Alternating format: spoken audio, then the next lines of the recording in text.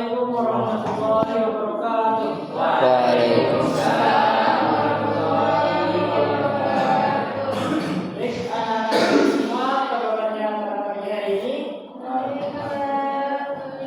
Baik semuanya ya.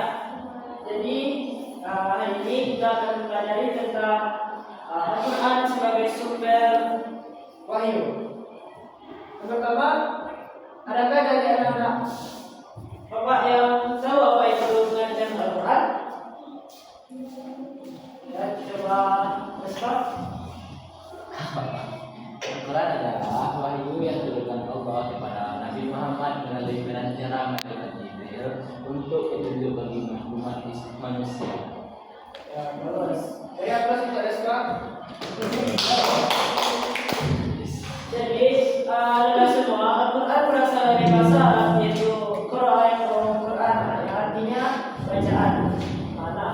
Menurut istilah, Al-Quran ini adalah kalam Allah yang diturunkan kepada Nabi Muhammad SAW yang berantara malaikat Jibril, dan membacanya adalah ibadah yang bertujuan untuk sebagai petunjuk hidup manusia. Kemudian Al-Quran terdapat beberapa nama lain seperti Al-Furqan yang tidak berbeda, Al-Baqiyah yang berbeda dengan Asy-Syifa yang tidak obat. Kemudian kita masuk pada ayat Al-Quran yang menjelaskan tentang Al-Quran itu sendiri, yaitu pada Al-Quran surah Al-Qiyamah ayat 17 dan 18 yang bunyinya itu Bismillahirrahmanirrahim. Inna alaina jam'ahu wa qur'anah fa idza qara'nahu fattabi' qur'anah. Artinya yang pertama adalah kata inna ini artinya sesungguhnya. Kemudian alaina kami, artinya kami telah. Kemudian jam'ahu artinya mengumpulkannya. Kemudian Qur'anah dan membacakannya. Kemudian pada kata faiza artinya apabila kami, kemudian Quran artinya membacakannya, fattabi' maka ikutilah, kemudian Quran bacaan tersebut. Nah, jadi anak-anak semua, dari ayat ini telah dijelaskan bahwa Al-Quran ini merupakan wahyu Allah yang diturunkan kepada Nabi Muhammad dan dijamin keasliannya. Kemudian Al-Quran ini membacanya itu ialah ibadah. Kemudian kita lihat sedikit video tentang proses turunnya Al-Quran.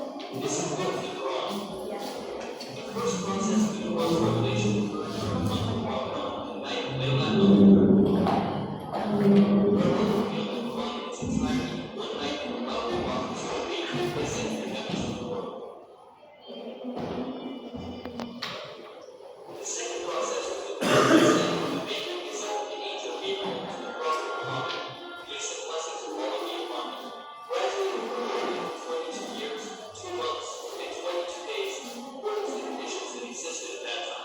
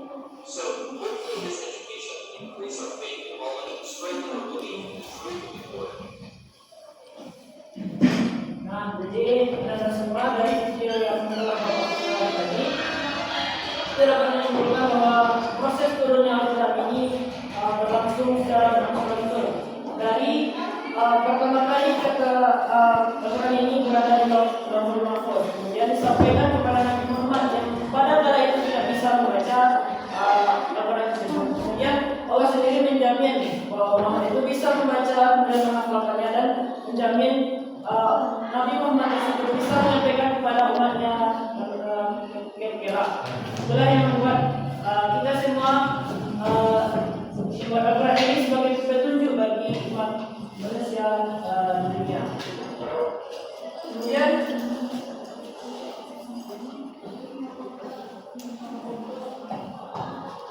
termasuk pada hadis.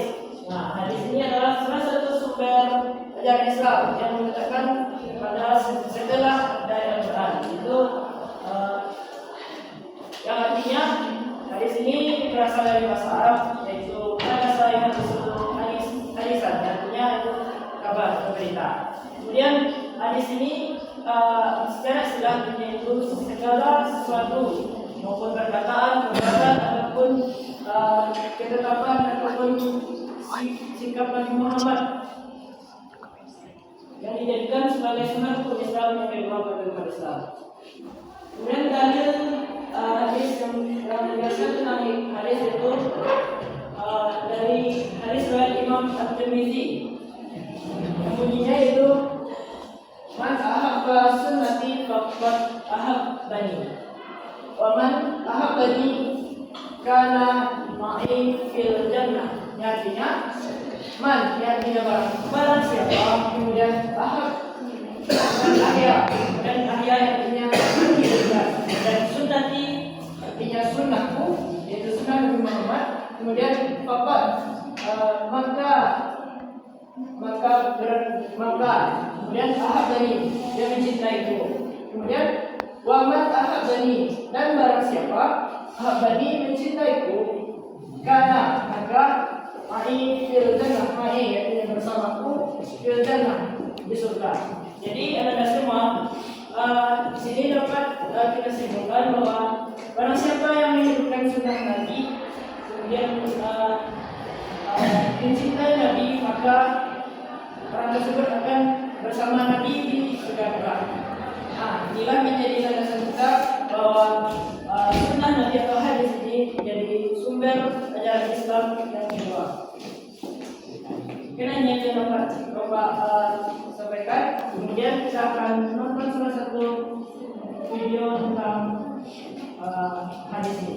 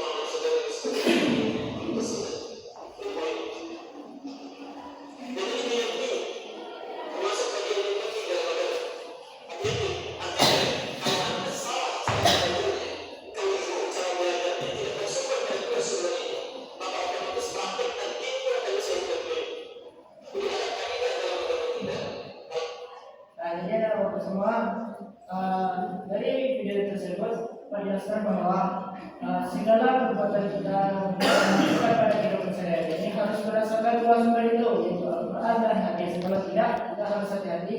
Kemudian kita harus mencari sumber yang ada pada Al-Quran dan hadis tersebut. Karena itu yang dapat Bapak sampaikan pada hari ini. Jika ada salah dan meninggalkan dan kurang, Bapak maaf. Bapak Sudahi, Assalamualaikum warahmatullahi wabarakatuh. Waalaikumsalam warahmatullahi wabarakatuh.